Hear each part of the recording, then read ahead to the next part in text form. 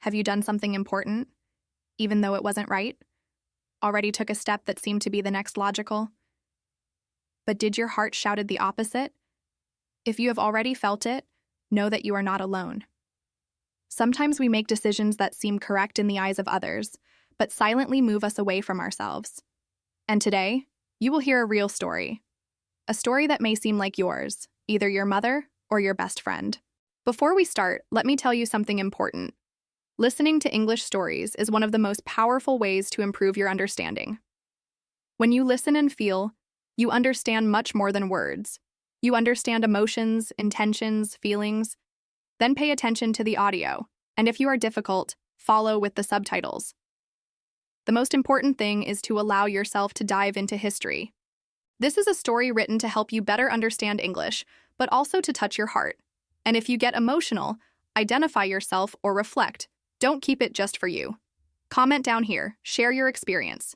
And if you are not already inscribed, subscribe right now, because here you learn and feel at the same time.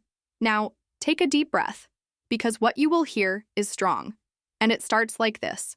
I said yes, but I didn't feel anything. If this phrase gave you a knot in your throat, stay with me until the end. Because this story is not just about marriage. It is about meeting yourself after getting lost trying to please others. My name is Emily Thompson. I am 36 years old and I live in a small town in the interior of Kansas called Winfield. It's the kind of city where everyone knows everyone. The streets are calm, the neighbors get greeted when passing, and the routine looks the same for everyone. Coffee at 7, I work at 8, dinner at 6. It looks like a quiet life, and it is. But inside me, nothing is calm. On the outside, I am the pastor's wife, the woman who always smiles in the services, who organizes the events of the community, who takes care of her children and seems to have everything under control. But inside, I feel a void that no one sees. A silence that has been with me since my wedding day. Because, no matter how absurd it may seem, I married without loving. Yes, I said yes on the altar without feeling absolutely anything. Neither cold in the belly, no tears of joy, nor that certainty that so many women say they feel. I just felt a pressure on my chest, as if I was burying a part of me right there, between white flowers and promises that were not born from the heart. People say time teaches to love. That coexistence lights affection. That respect builds the bond. But no one talks about what happens when time goes by, and none of this blooms. When, in the place of love, fear grows. The fear of disappointing parents, the fear of being seen as ungrateful, the fear of destroying an image built with such effort, and worse than anything, the fear of admitting that you made a mistake. I grew up listening that marriage was a ripe choice. What a romantic love was a movie thing. That what was really worth the companionship, stability, the approval of God and society. So when I reached 27 and had no someone, I began to feel an urgency that wasn't mine. It was from my mother, my friends, the church, the culture that raised me. That's when Daniel appeared. A good man, gentle. He works as an accountant and has always been very respected in the city. He liked me from high school, and even years later, he kept looking at me with a sincere glow in his eyes. When he asked me to date, I accepted. When he asked me to marry, I hesitated inside, but smiles outside. I still remember the day I tasted the dress. My mother was so thrilled. I said I was the most beautiful bride she had ever seen. And me? I was looking at myself in the mirror and thought, I should be happy. But why do I feel like I'm about to commit a crime against myself? That night, lying on the bed, I cried in silence. It was not crying of joy. It was a mourning. A goodbye to the woman I could have been, for the dreams I kept so deeply that they didn't even know if they existed. But still, I got married. The ceremony was beautiful, all smiling, the flowers combined with the benches. The pastor spoke words that looked like magic, and I said yes, with a knot in the throat, with dry eyes, with a silent heart. And since then, I've been living a life that seems correct, but it hurts me every day.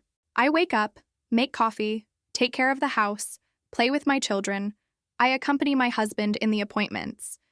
And on the outside, no one notices anything. But inside, it's like a part of me had been buried alive on that altar.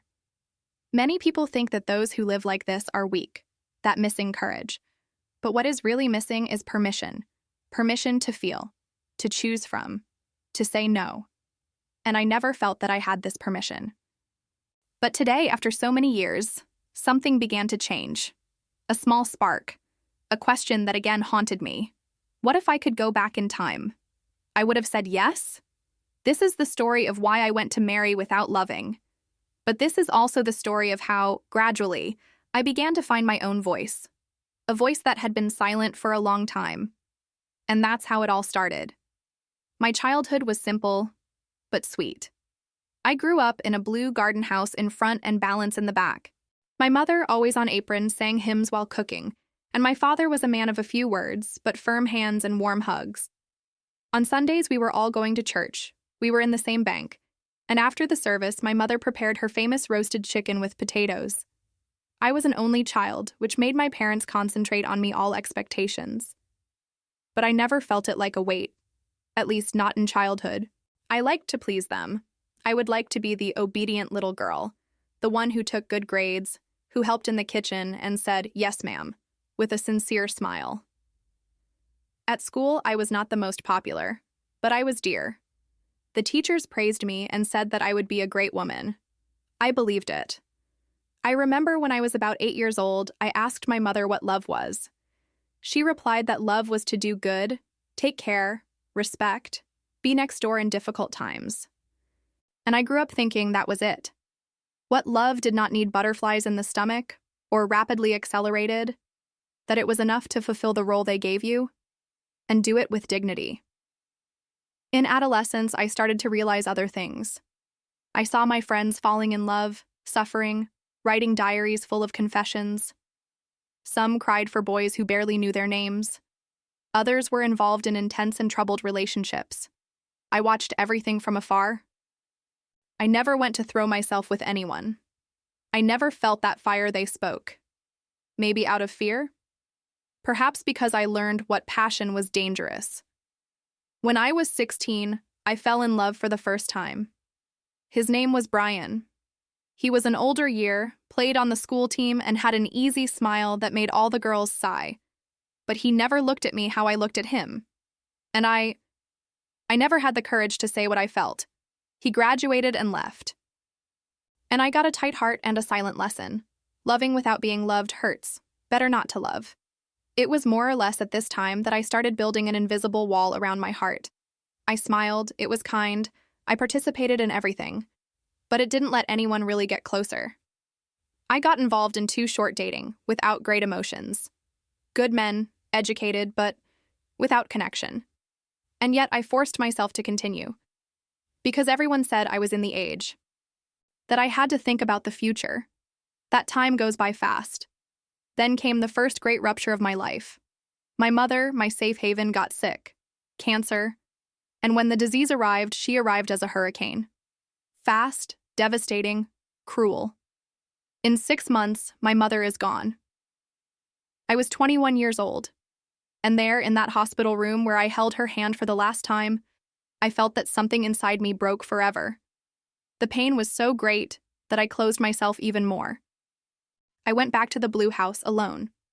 My father plunged into silence. And I started living in the automatic. Work, go to church, shop for the week. I started smiling, just so as not to worry anyone. But inside, I was a shadow of the girl I went. It was in this context that years later, Daniel reappeared. We knew each other from the school, but we had never really approached. He had lost someone too, the father, and perhaps that came to us. 2 broken people trying to look whole. He invited me to leave, treated me carefully, never forced anything. And for the first time in years, I felt that someone saw me, not for what I pretended to be, but for the silence I carried. The problem is that I confused careful love. I confused attention with connection. And worst of all, I confused relief with destination. Because being with him did not hurt. And after suffering so much, the fact that it didn't hurt was enough. But what I didn't know is that what doesn't hurt may not cure either.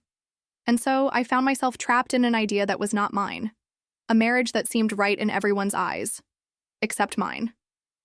But at that time, I still thought being good was enough, that doing the right thing was the way, and that one day my heart would wake up feeling what, until then, I only knew for the movies. That was my youth, a time of unvit promises, pain, molded choices, of dreams shelved in the name of the right life, and all this took me to an altar, without love, but with applause. In the first months of marriage, everything seemed in the expected. We woke up together, had coffee, he went to work, I took care of the house, participated in the church groups, wrote in a notebook where I recorded every activity of the day, as if it gave me control. I repeated mentally every day, "You made the right choice. He's good. He respects you. That's how it should be." But there was a distance that grew in silence between us. At first, I thought it was just adaptation. After all, two different worlds learning to live under the same ceiling. But over time, I realized it wasn't just that. There was something deeper, an absence that was not explained. I looked at Daniel and felt that he saw me as an extension of him, not as someone with his own wills. He treated me well, yes, as long as I agreed with everything. The first time I felt really invisible was when I mentioned the desire to go back to study. I always had the dream of doing psychology, understanding the human mind, perhaps even helping other women. When I said that, he smiled sideways and said, with a tone that looked sweet but sounded like a limit, "But you already have everything here. Why study now? Let's focus on our family." And I... shut up. I began to realize that whenever I expressed a desire that did not include him, a look, a sentence, a punitive silence. Nothing violent, nothing explicit. Just a subtle denial of my existence as an individual. And the frightening thing is that for a long time I accepted it as normal. I was shaping myself. I went out. I stopped painting my nails as I liked it. I changed my haircut because he thought, woman with long hair is more feminine. I stopped wearing red lipstick because I drew too much attention. I, who always enjoyed writing, left my notebooks aside. My thoughts came to be whispered only inside my head. I started living to please him. He made the food he liked, organized the house as he preferred. He dressed in so that he approved. And in the middle of it all, I disappeared, not at once, but in pieces. The surrounding people were still praising, "Emily, you're a wonderful wife. Daniel is lucky to have you." And I smiled. I always smiled. Until when it hurt. Over time, his lines began to change. They were no longer just subtle negatives. They were criticism disguised as a joke. "You don't understand anything about finances, let me take care of it." Or, "You talk too much when you're with your friends, so people tire." Gradually, the affection became control, and the control became silence. And the silence became afraid. Fear of counteracting, fear of being abandoned, fear of exaggerating, because he never shouted, never hit, he never cheated on, at least not as others imagine. But he nullified me every day. Worse, I did this with sweet words, with logical arguments, with empty promises. I tried to justify everything. I told myself that it was just a phase, that he was stressed with the work, that one day everything would change. But inside me, I no longer knew who it was. The mirror became a hostile place. I saw myself and no longer recognized that woman of looking out. The few times I tried to talk, he made a victim. "You are never satisfied. You want to cause a problem where you don't have. You should thank you more." And I believed. Because when we are very fragile, we even doubt our own pain. I started to have anxiety crises, accelerated heart, hands sweating, a knot in the throat that was not passed.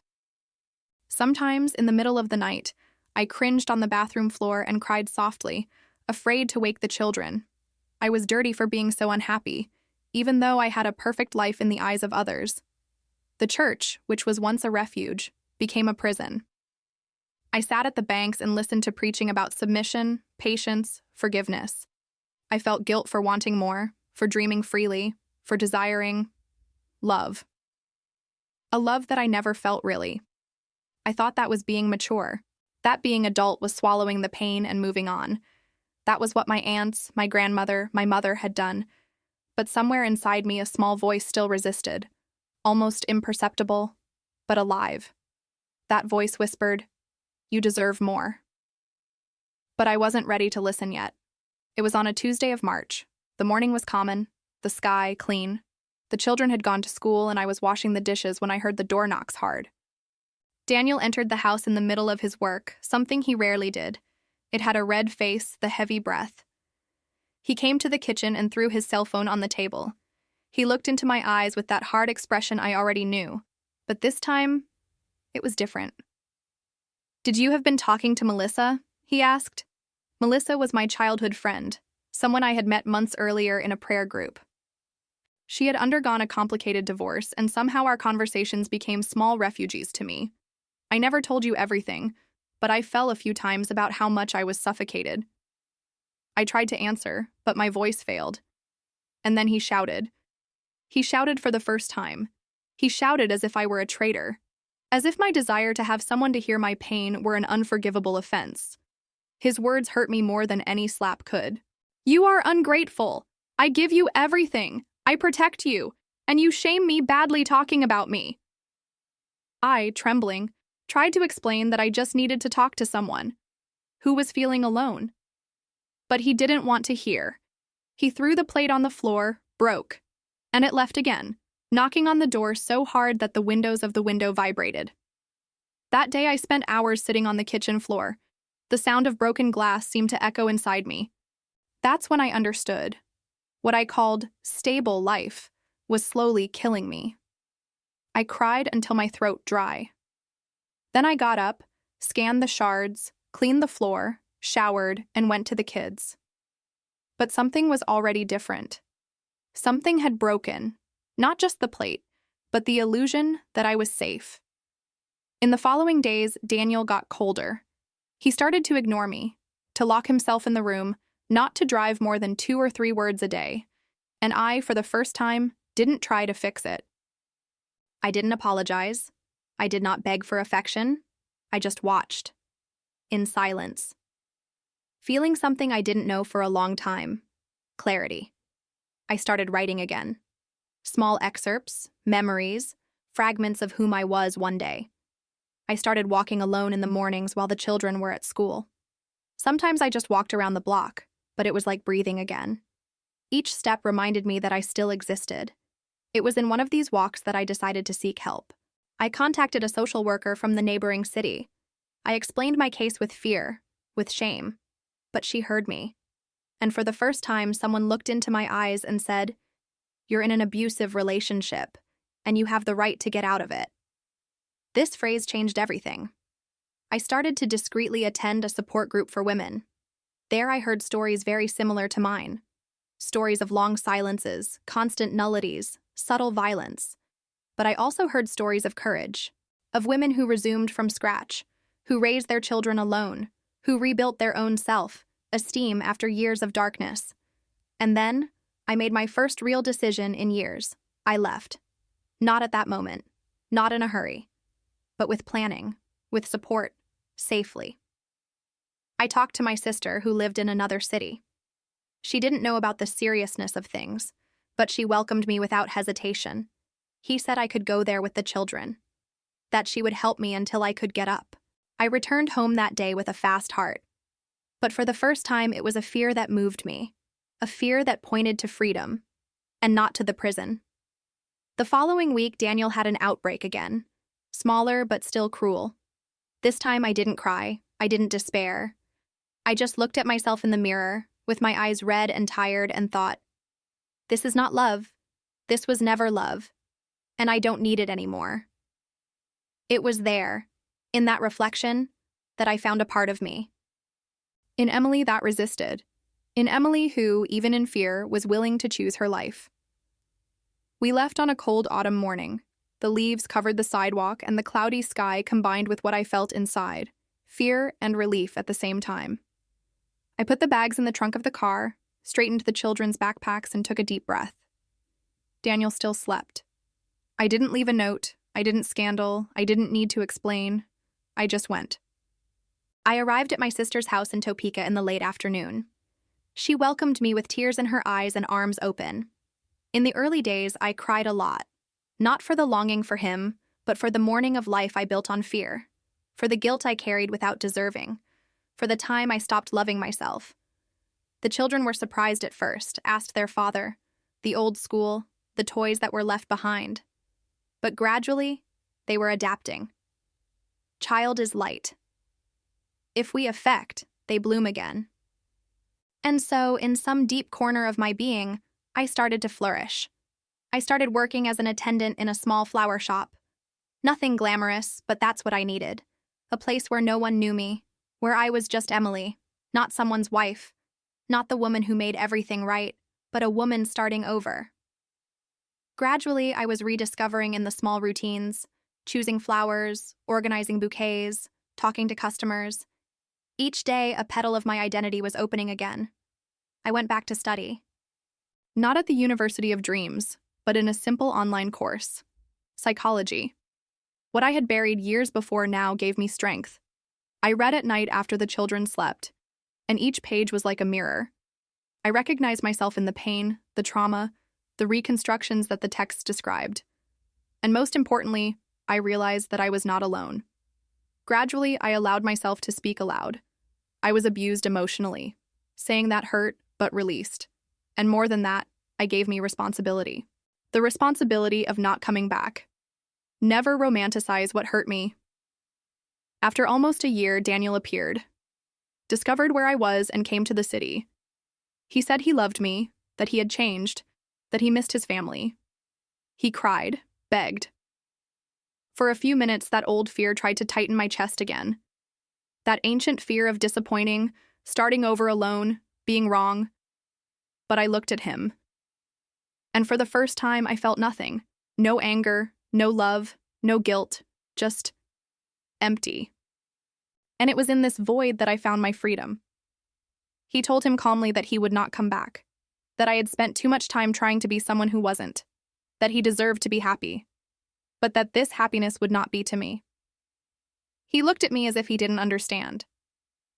But I knew he knew. He always knew. Just never believed that I would have the courage to leave. I returned home with a light heart. It was the first time I said no without explaining me. And also the first time I felt it whole with it. Today, 3 years later, I still live in Topeka. Life is simple, but full of small miracles. I wake up early, make coffee calmly, take my children to school, and go back slowly through the streets. I take care of a small vegetable garden at home. I paint the walls my way, with the colors I like. I use red lipstick again. And I write. I write a lot. I turn my notebooks into an anonymous blog, where I tell stories of overcoming. Many women write to me. Some say, "Looks like you told my story." Others just thank you, and I understand, because sometimes all we need is to know that it is not alone. The other day, my younger daughter hugged me and said, "Mom, I like it when you laugh out loud." I held the tears. Because I laughed. I really laughs. And I didn't even realize. But it was a free laugh. A laugh of mine. And now, sitting before the mirror, I write this letter. Not to him. Not to the world. But for me. Emily, you survived. And more than that, you lived. You cried. Yes, sixed. Yes.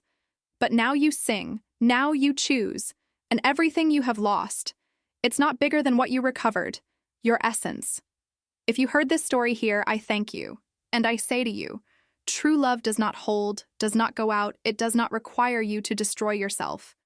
Real love begins within you. And if you are going through something similar, please ask for help. Talk to someone. Write. Cry. Shout. But don't shut up.